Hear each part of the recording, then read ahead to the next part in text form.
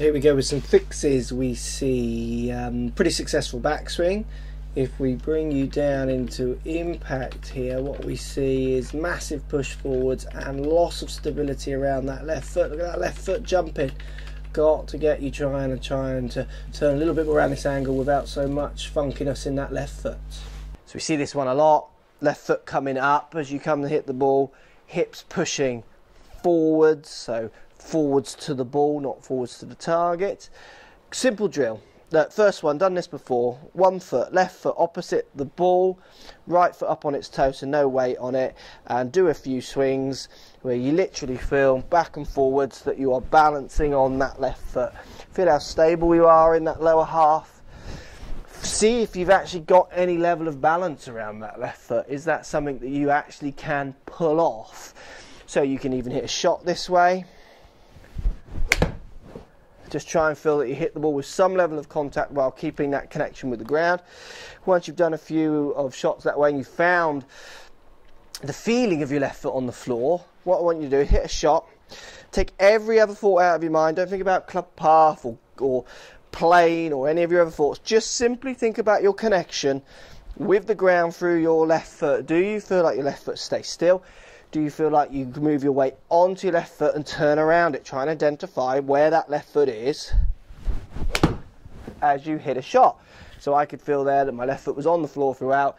As I came in and hit the ball, I stayed connected with the ground and turned around my left foot. The thing you might find you have to do this is actually take a bit of pace off the swing. Often when I see people massively pushing their hips, so ball down towards the golf ball, left foot coming up, it's because they're giving it the almighty. They're really getting stuck into it. And often for accuracy, you might need to find that you take some speed off. Often for people, there's a maximum speed they go at which gives them control. As soon as they go over that speed, they have some level of control, but it dips. So they have more up and down strikes. Really good ones, really bad ones, because they lose that level of control. But they're really good ones, really good, because they're giving it so much juice, so much force. So find out your left foot. Have a think about how it connects with the ground. Make a few swings where power is not the issue. Club path, nothing like that's the issue. Good setup, and just simply feel that left foot staying connected with the ground and turning around it. Let me know how you go. So pretty neat backswing. Starting the downswing, what we start to see is the wrist starting to open up. The face, it's a bit blurry here, but the face is opening as you're on the downswing. We see your wrists starting to work much more out this way as they come down in to hit the ball, which then makes you get to the ball and quickly, desperately try and pull across, finishing in this quite exited left and low position. Let's give you something to think about your wrist to help you get through the ball a bit better. So open club face on a downswing, using the wrists much more in this kind of cupped fashion on the way down, really encourages you to keep the face always open to whatever path you're swinging on, which can create heavy left to right shots.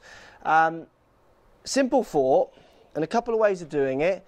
First of all, you've got to try and identify where your back of your left hand is into the back in relationship to the back of your left arm. So just make a few, if you can, one-handed swings. So left hand, you can grip down the club a little bit if it feels heavy, and just go top of your backswing and stop. As you start your downswing, try and feel that your left hand flattens. So I've said before, like revving a bike, turning the rev this way, so turning the handles that way. So on the way down, feel like you're rotating your hand more back almost towards the camera to then come through and hit the ball. That's a great way of understanding where right is and where wrong is. So what you're doing as you come down and hit the ball is, as you pull down, you want to rotate your hand. So the back, my Mizuno pad here, almost to the screen, where I'm saying you want to rotate your hand away from the screen, so more this way on the way down. So it's actually back into this left-hand corner of the room. That's a great way of doing it. A second way of doing it, and this is much more of a kind of a drill. I've got a 7 iron here, so rather than just purely trying to identify the movement, you might find that works for you. That does work for a lot of people. They instantly understand the difference, feel it, and then can put it into their golf swing. What about trying to hit a couple? Just put your hands so they're over your right foot. So I can't see my right foot at the moment. All I'm going to do is just flatten that left wrist off with my left arm, which just turns the face slightly down towards the ground. Then from there, I'm just going to try and chip the ball forwards. I'm literally just chipping it out in front of me. You'll find if you naturally hit the ball more with an open face, so where the face here points more up to the sky, I've got this big cupping in my left hand, to try and hit the ball from here is really hard. Certainly, as soon as you put your left wrist into this position, you'll attack the ball and your brain will think that face is at the wrong angle and it will feel uncomfortable. It's a case of hitting a lot of shots that way. So just again, I'm turning I've got my hand over, my left hand's covering my right foot. I'm just turning this pad so it's parallel with the horizon, turning the ground slightly to the ground, turning the face fractionally down to the ground. Then from there, I'm literally just flicking the club forwards, just trying to push that ball forwards. Getting the feel of using that club face, that wrist in a different way. If you do this, you're going to find your follow through becomes much more better. You're going to hit out at the ball a lot more because your path will hopefully react a little bit more to that face, and you won't have this desire to swing so much to the left. Hope that helps. Thanks for sending a swing. Let me know how you get on.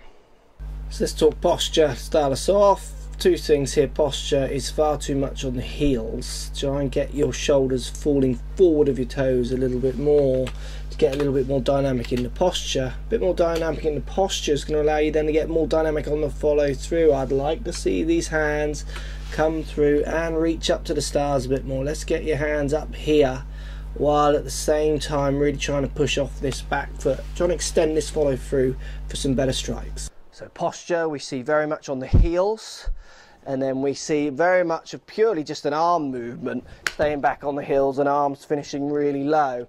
What I'd like to see you try and do is get much more dynamic in your posture at the beginning. So try and feel that your shoulders are moving ahead of your toes, backside slightly back, so your weight is much more centered near the middle of your feet. Once you've got that position, more dynamic position, you'll be able to make a more dynamic follow through where you do try and stretch out.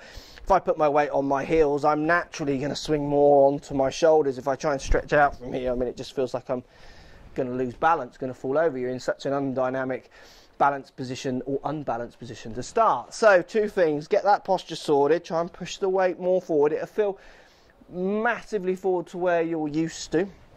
So literally try and drop the club down, say from the front of your shoulders, get it falling ahead of your toes, and then from there try and hit a few shots, just finishing your hands a little higher. Try and get them above your shoulders, literally as you come down and through. Have a determination to try and rip through and out towards that target a bit more, not to say quite so close and bunged up. Try and feel like you are hitting out to your target and stretching out. A bit more commitment. It's all going to come from a better posture there. Thanks for sending the video. Hope that helps.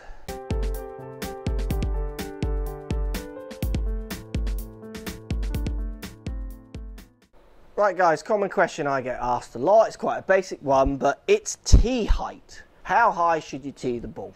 Look, basic answer for tee height is you want to try and get half the ball above the top of the club head. That's what you're aiming at as your basic tee height. But the thing I find interesting with the tee height question is that people think the tee height is going to make all the difference. I can hit a shot from any tee height within reason, and the difference it makes is marginal to my shot. So if I have the ball half of the ball above the head of my club or 3/4 of it above the head of my club, it makes such a small difference. The higher you tee the ball, so let's say with a driver, which is where most people are answering this question, the higher I tee the ball, the more it encourages me to hit up. The lower I tee the ball, the more it encourages me to hit down. So if I want to hit the ball long, I'll tend to tee it up high and try and hit up at the ball. I see lots of people who come to me with maybe very strangely low tees, and I say, why would you tee it up that low? And they say, well, if I don't, I sky it. So what they do is they don't address the problem with the fact that if they tee it up the right height, hit down at the ball, they sky it. They don't deal with that issue. What they do is just simply tee it up lower, which then encourages them to keep doing the same fault of hitting down at the ball. It's often will send it lower, maybe sometimes a bit more spin, but not always.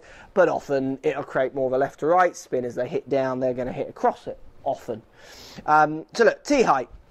Half of the ball above the head of the club is your general rule of thumb. But if you're looking at tee height for your answers to hitting the ball straighter, I would say possibly that you're missing maybe the bigger issue in tee height, and you need to think a little bit more about why you're having to tee the ball up at different heights to promote different shots. Hope that helps. Thanks for watching, guys. We'll speak to you soon. So if you like what's going on here, don't be afraid to subscribe to the channel. Also thumbs up the video, post comments, love to hear what you guys got to say. Let's keep it social. The more we talk, the more we share, the easier this game will get for everybody. So if you want to find me on Facebook here, you can find me on Facebook. If you want to tweet me, find me on Twitter here as well. Just follow the links, all in the description. Come and join the show, get active, get involved, get playing some better golf. Thanks for watching.